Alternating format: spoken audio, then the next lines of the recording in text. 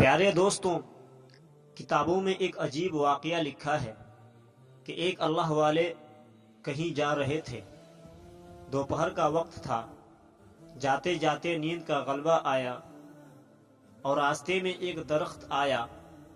ٹھنڈی ٹھنڈی ہوائیں چل رہی تھی۔ اللہ والے درخت کے نیچے کچھ دیر کے لیے سو گیا۔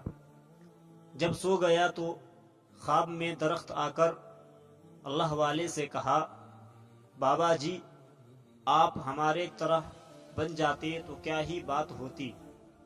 خواب ہی میں اس اللہ والے نے درخت سے کہا کہ میں تمہارے جیسا بن جاؤں، پہلے اپنا خوبی تو بتاؤ کہ تمہارے اندر کون سی خوبی ہے۔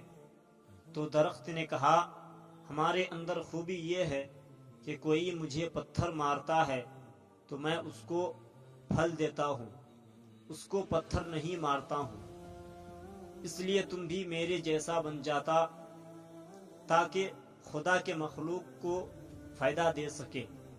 یہ سن کر وہ بزرگ آدمی بہت حیران ہوا اور وہ حیران ہو کر درخت سے پوچھا کہ اگر تم اتنا ہی اچھا ہے تو مجھے ایک بات بتا کہ اللہ نے تمہیں آگ کی غذا کیوں بنایا؟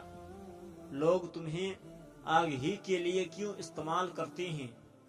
یہ بات سن کر درخت نے مایوس ہو کر جواب دیا کہ بابا، میرے اندر خوبی کے ساتھ ساتھ ایک بہت بڑی کمی ہے، جس کمی نے ہماری خوبی پر پانی پھیرا ہوا ہے، اور یہ کمی اللہ تبارک و تعالی کو اتنا ناپسند ہوا کہ اللہ نے مجھے آگ کی غذا بنا دیا۔ بزرگ آدمی نے پوچھا، وہ کون سی خامی ہے؟ درخت نے کہا، بابا جی، وہ خامی یہ ہے کہ جدھر کی ہوا چلتی ہے ادھر کا میں ہو جاتا ہوں۔ اللہ اکبر! دوستوں، معلوم یہ ہوا کہ جدھر کی ہوا چلتی ہے ادھر کا ہونا، چاہے جاندار ہو یا بے جان، اللہ کو ناپسند ہے۔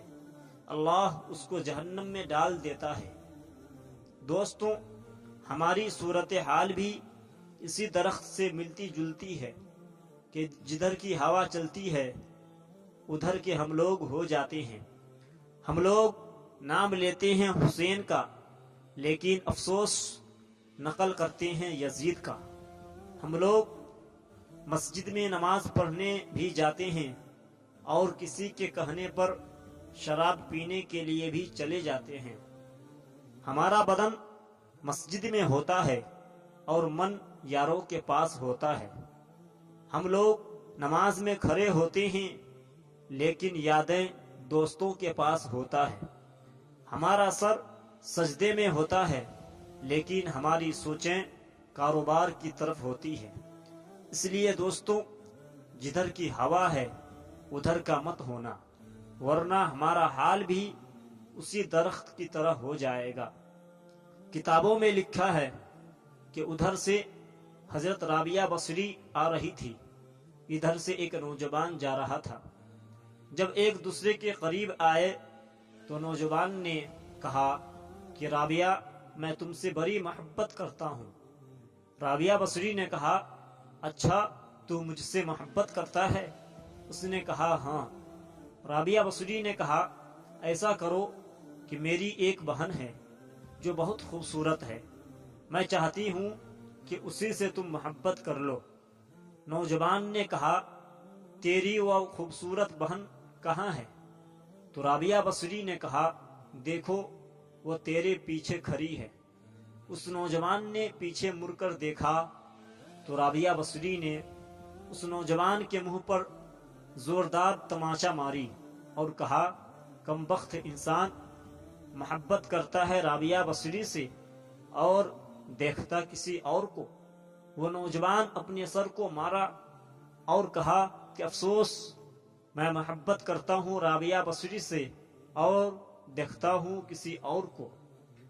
دوستوں، اسی طرح آج ہم لوگ کہتے ہیں کہ خدا سے محبت کرتے ہیں، لیکن ہم لوگ شراب پینے کے لیے بھی چلے جاتے ہیں۔ محبت کرتے ہیں خدا سے، گناہ کرنے کے لیے بھی چلے جاتے ہیں۔ آج ہم لوگ جدھر کی ہوا چلتی ہے ادھر کے ہو جاتے ہیں۔ ایسا ہرگز نہیں کرنا چاہیے، ورنہ درخت کی طرح ایک دن ہم سب کو جلا دیے جائیں گے۔